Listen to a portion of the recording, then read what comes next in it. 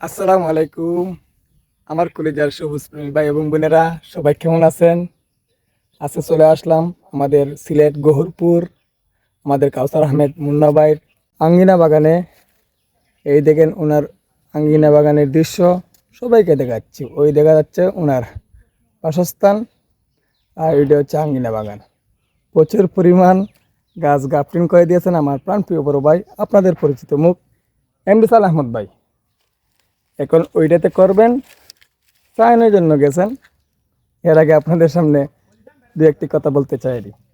আসলে এইরকম দেশি ভ্যারাইটি যাদের বাড়িতে রয়েছে চারা, কাঙ্ক্ষিত ফল পাচ্ছেন না, ফল আসছে না, তাদের জন্য উদ্দেশ্য করে বলতে চাই, আপনারা এইরকম হার্ড পুডিং করে আপনারা কাঙ্ক্ষিত উন্নত জাতগুলো এইরকম এই জায়গায় স্থাপন করতে পারেন। স্থাপন করে আপনারা আপনাদের চাহিদা পূর্ণ করতে পারেন।